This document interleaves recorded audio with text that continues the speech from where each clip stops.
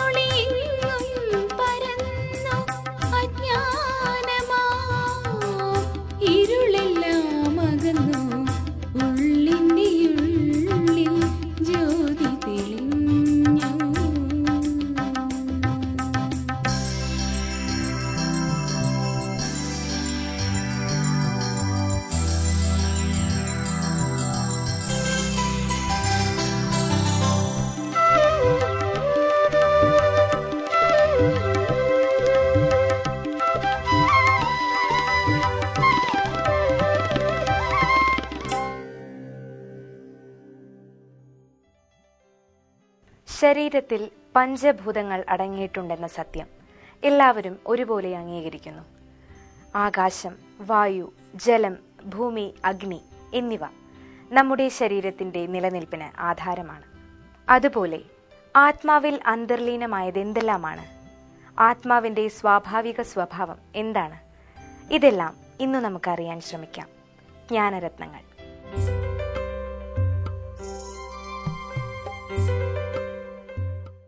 ഓം ശാന്തി. മനുഷ്യൻ ദ്രവ്യവും ഊർജവും ചേർന്ന ശക്തിയാണ്. നമുക്കറിയാം, മാനവനെ സംബന്ധിച്ചിടത്തോളം നമ്മുടെ ഈ ശരീരം പ്രകൃതി നിർമ്മിതം അല്ലെങ്കിൽ തത്വനിർമ്മിതമാണ്. ഈ പഞ്ചതത്വ നിർമ്മിതമായ ശരീരം നമുക്കറിയാം, ഇത് തത്വത്തിൽ ചേർന്ന് പോകും. മണ്ണാണ്, പറയാറില്ലേ, ദേഹം മണ്ണാണ്, മണ്ണോട് ചേരും. പക്ഷെ നമ്മളിലെ മണ്ണാകാത്ത, മണ്ണോട് ചേരാത്ത ആ ചൈതന്യ ശക്തി, അതിനെയാണ് നമ്മൾ ഊർജം അല്ലെങ്കിൽ ആത്മീയ ഊർജം, ആത്മാവെന്ന് പറയുന്നത്. ആത്മാവും ശരീരവും അഥവാ പ്രകൃതിയും പുരുഷനും ഇതിൻ്റെ സങ്കലന രൂപമാണ് നമ്മൾ ഓരോ മനുഷ്യരും. ശരീരത്തെ സംബന്ധിച്ചിടത്തോളം നമുക്കറിയാം, ഇത് 5 തത്വങ്ങളാൽ നിർമ്മിക്കപ്പെട്ടതാണ്.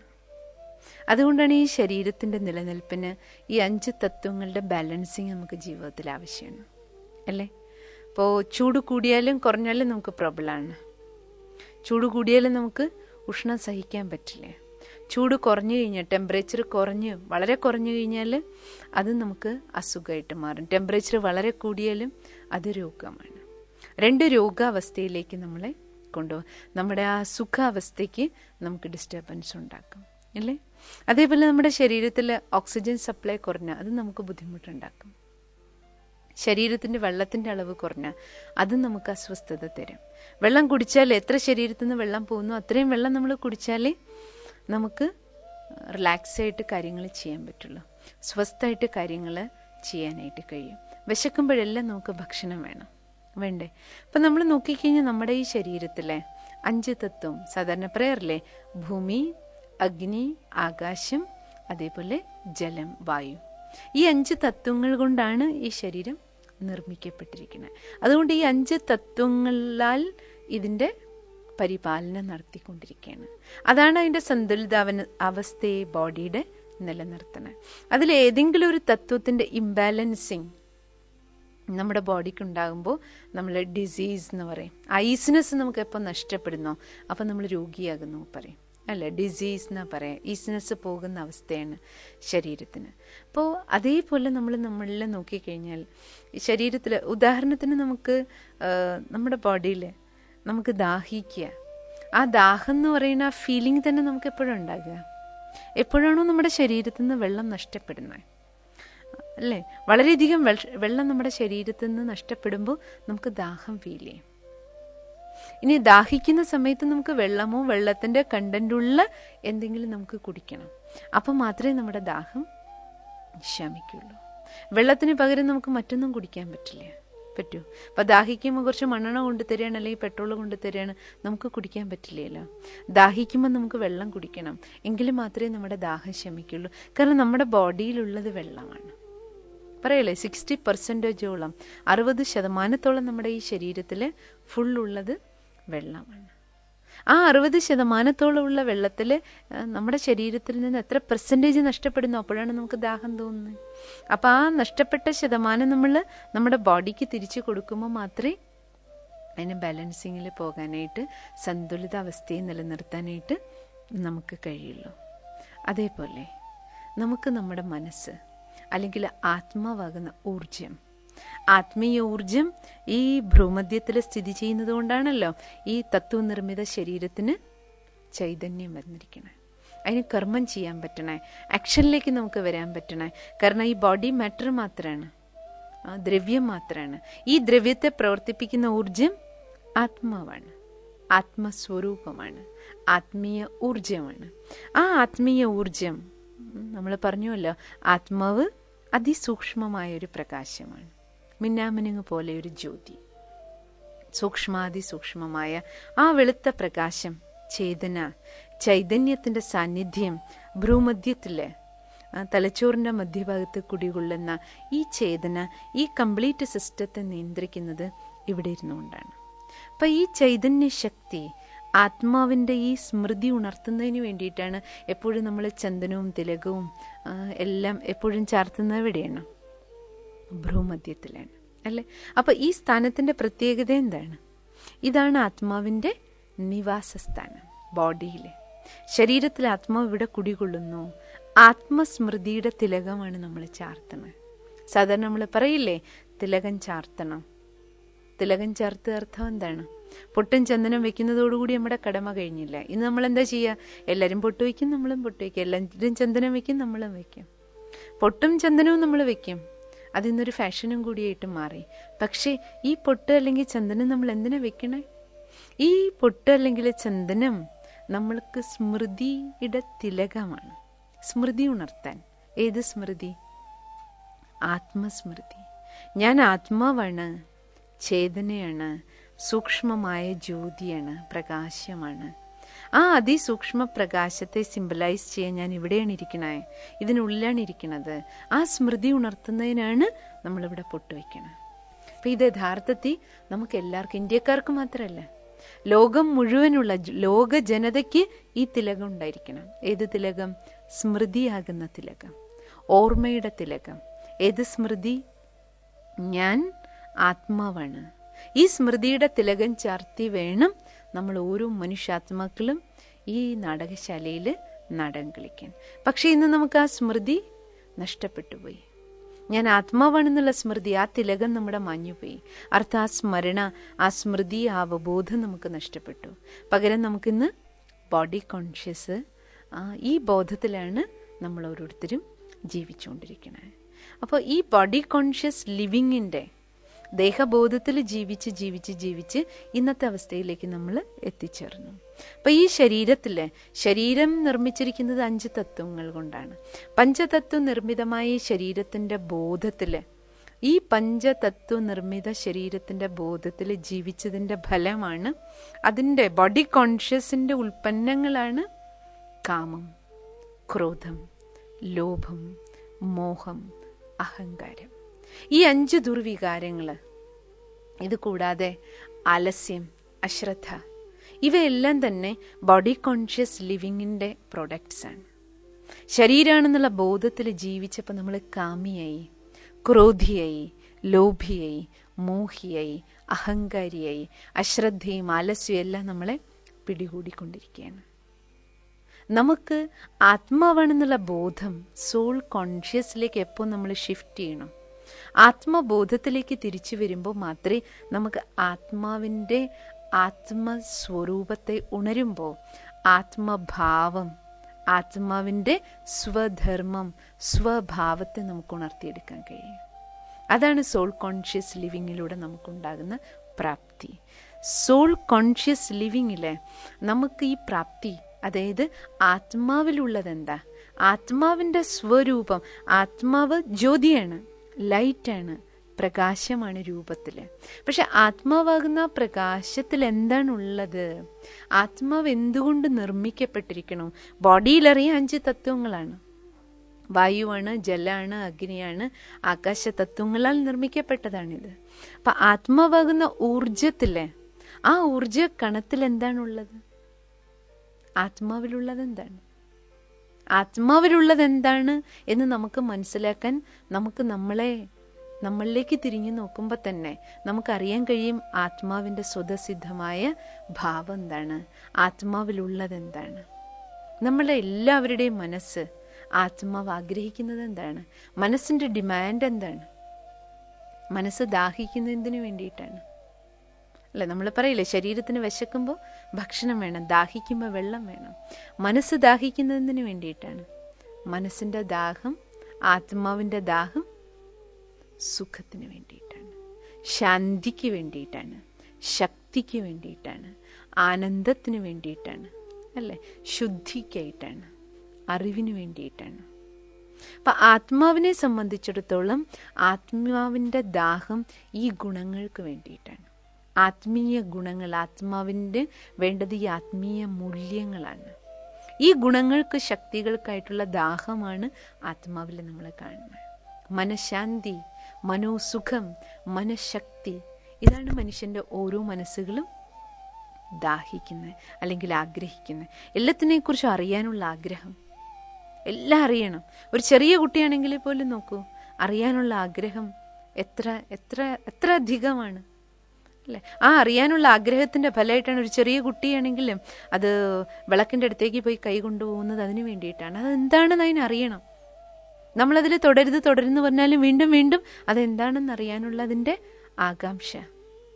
ഇതാണ് മനുഷ്യൻ്റെ കുഞ്ഞുനാൾ മുതലുള്ള നമ്മുടെ ശീലം. അത് അറിയണ്ടേ, അറിയണ്ടേ, അറിയണ്ടേ, ലോകം എന്താണെന്ന് അറിയണ്ടേ, അവിടെ എന്താണ്, ഇവിടെ എന്താണ്, അതെന്താണ്, എല്ലാ കാര്യങ്ങളെക്കുറിച്ച് അറിയാനുള്ള നമ്മുടെ ആഗ്രഹം, ആ അഭിവാഞ്ചം നമ്മുടെ എല്ലാവരുടെ ഉള്ളിലുണ്ട് അല്ലേ?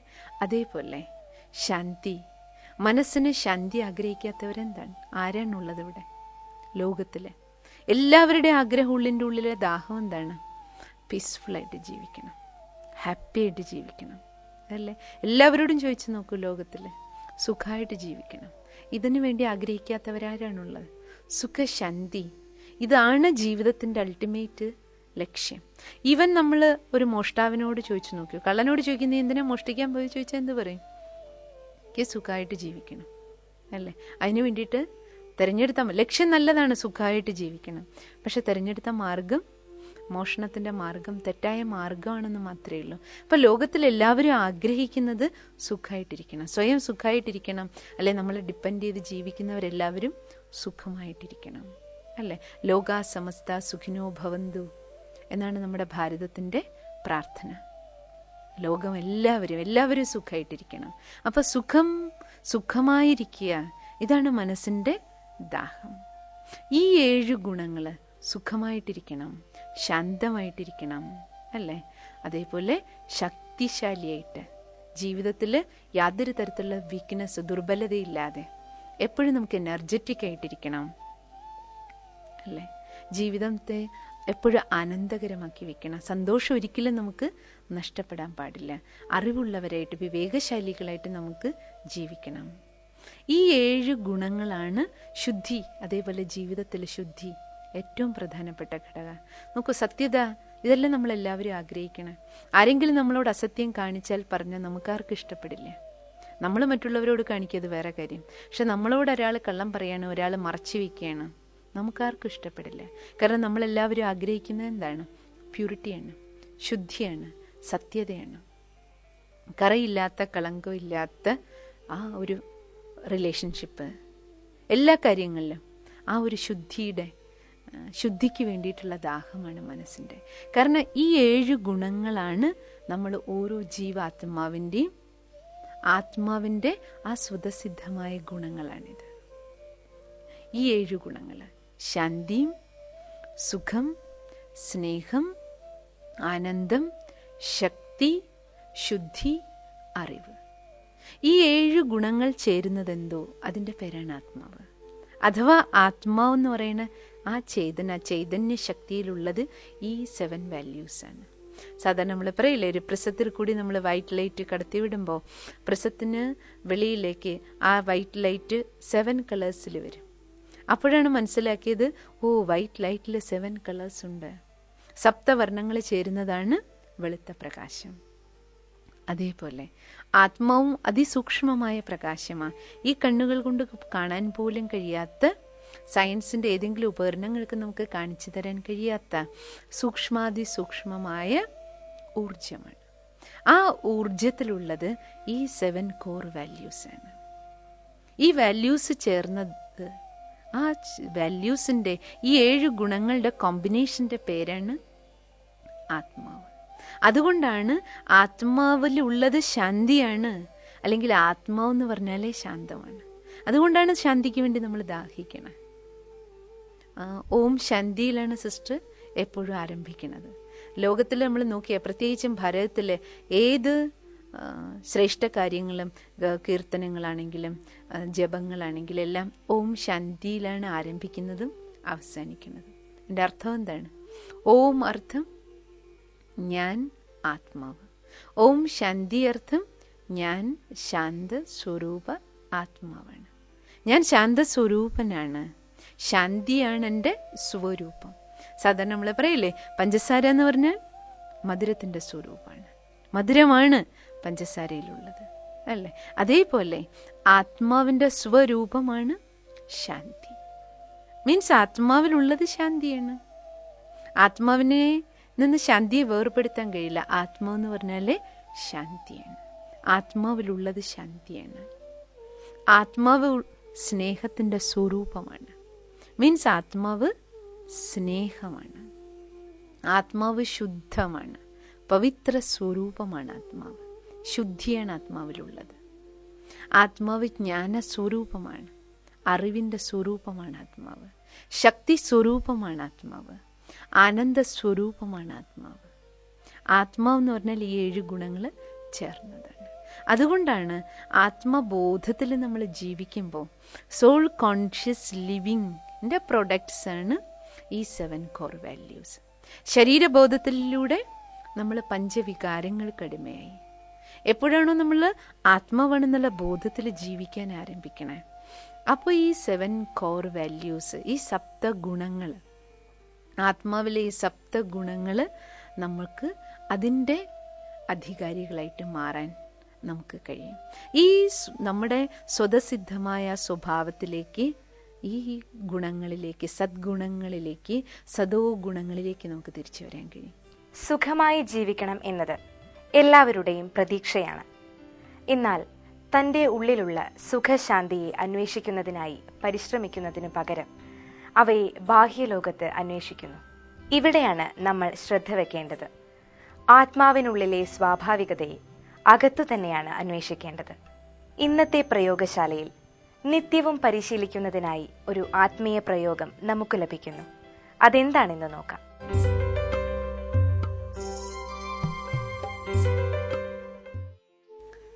ഞാൻ ആത്മാവാണെന്നും ആത്മാവായി ഞാൻ സപ്തഗുണങ്ങളുടെ സ്വരൂപമാണെന്നുള്ള ആ തിരിച്ചറിവ് നമ്മളെ നയിക്കുന്നത് അവഗുണങ്ങളുടെ ത്യാഗത്തിനും സദ്ഗുണ സമ്പന്നമായിട്ടുള്ളൊരു വ്യക്തിത്വത്തിലേക്ക് ഉയരാനും വേണ്ടിയിട്ടാണ്. അവിടെ നമുക്ക് ഏറ്റവും കൂടുതൽ അഭ്യാസം വേണ്ടത്, നമുക്ക് എല്ലാവർക്കും നമ്മുടെ ദുശീലങ്ങളെ അല്ലെങ്കിൽ അവഗുണങ്ങളെ മാറ്റണം എന്ന് ആഗ്രഹമുണ്ട്. പക്ഷെ അവഗുണങ്ങളെ മാറ്റാനുള്ള ഏറ്റവും ശ്രേഷ്ഠമായ പ്രാക്ടീസ് ഗുണങ്ങളുടെ സ്വരൂപമായിട്ട് മാറുക എന്നുള്ളതാണ്. ഇന്നത്തെ ദിവസം നമുക്കെല്ലാവർക്കും ഒരു വിശേഷ ഗുണത്തിൻ്റെ അഭ്യാസം ചെയ്യാം.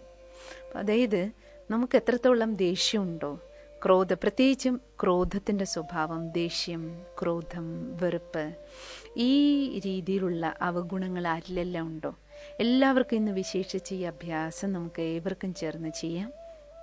ഞാൻ ശാന്ത സ്വരൂപ ആത്മാവാണ്, ശാന്തിയാണ് എൻ്റെ സ്വധർമ്മം, സ്വഭാവം.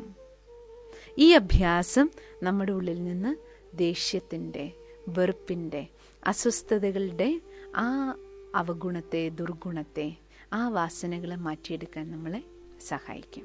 അപ്പം അതുകൊണ്ട് ആ അഭ്യാസം, അതായത് നമുക്ക് ദേഷ്യത്തെ എടുത്ത് മാറ്റാൻ പറ്റില്ല, പകരം നമുക്ക് ശാന്തിയുടെ ശക്തി നമ്മുടെ ഉള്ളിലേക്ക് വരുമ്പോൾ, ഞാൻ ശാന്തസ്വരൂപ ആത്മാവാണെന്നുള്ള അഭ്യാസം നമ്മൾ ചെയ്യുന്നതിലൂടെ ദേഷ്യം നമ്മളിൽ നിന്ന് കുറയാൻ തുടങ്ങും.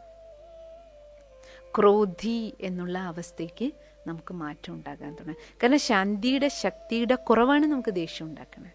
അതുകൊണ്ട് ഇന്നത്തെ നമുക്ക് വിശേഷ പ്രാക്ടീസ് ഇത് ചെയ്യാം. ഞാൻ ശാന്തസ്വരൂപ ആത്മാവാണ്.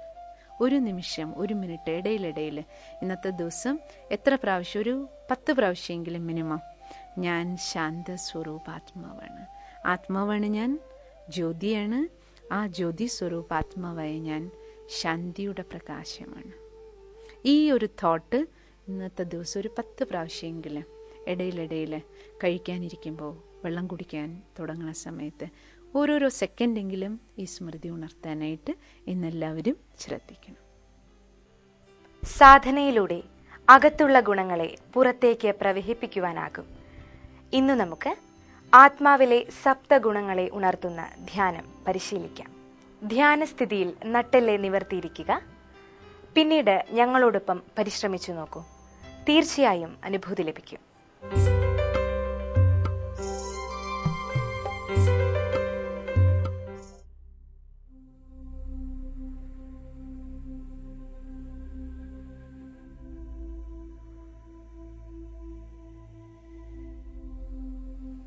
പഞ്ചഭൂത നിർമ്മിതമായ നശ്വരമായ ഈ ശരീരത്തെ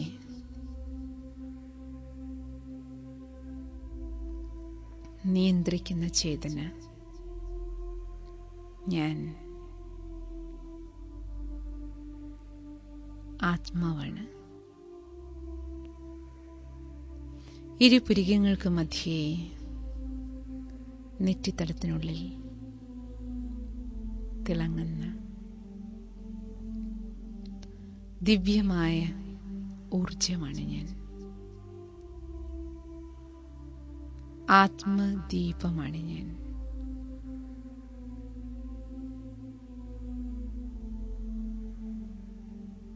ഞാൻ സദോഗുണിയാണ്.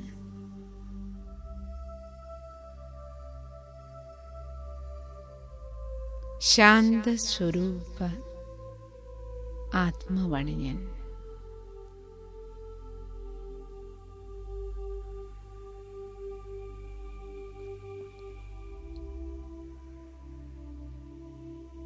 സ്നേഹസ്വരൂപമാണ് ഞാൻ.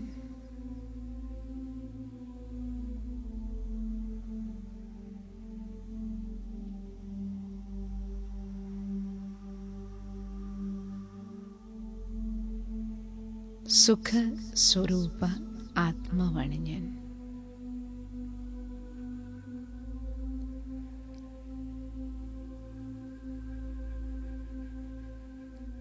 പവിത്രതയാണ് എൻ്റെ സ്വധർമ്മം.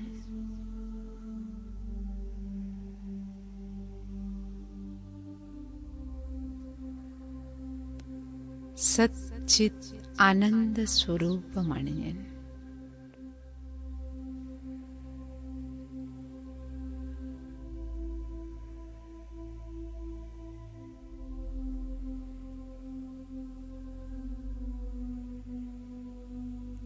ആത്മശക്തി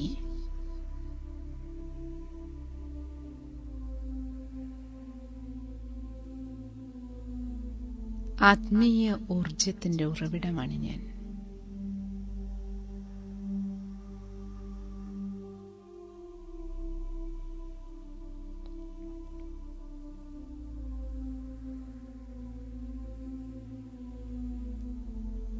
ജ്ഞാനസ്വരൂപ ആത്മാവാണ് ഞാൻ.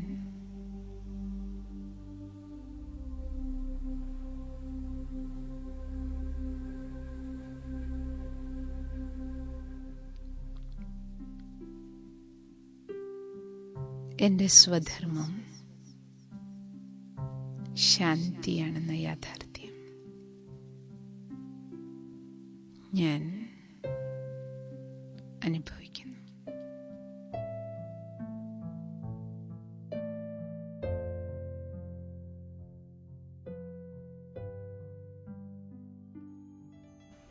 ഗുണങ്ങളുടെ സ്വരൂപമായി നമുക്ക് ഓരോരുത്തർക്കും മാറുവാൻ ഭഗവാൻ നൽകുന്ന ശ്രീമതം എന്താണെന്ന് നോക്കാം.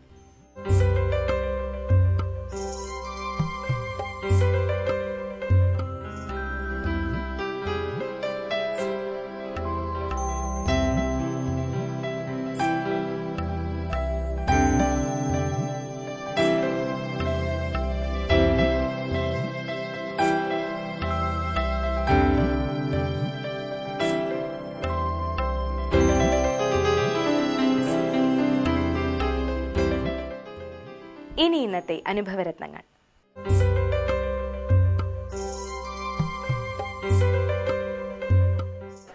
ഞാൻ ബ്രഹ്മകുമാരീസിൽ എന്ന് പറഞ്ഞ യജ്ഞത്തിൽ വന്നിട്ട് 13 വർഷം കഴിഞ്ഞു. വളരെ സുഖവും ശാന്തിയും നൽകുന്ന ഒരു യജ്ഞമാണ് ഇത്. കുടുംബാംഗങ്ങൾക്കും നമ്മുടെ ബന്ധുമിത്രാദികൾക്ക് എല്ലാവർക്കും ഇഷ്ടപ്പെട്ടതായിട്ട് ആണ് കാണപ്പെടുന്നത്. എല്ലാവരും അനുകൂലമുണ്ട്. എല്ലാവർക്കും വളരെ സന്തോഷവും സമാധാനവും തരുന്ന ഒരു യജ്ഞമാണ്.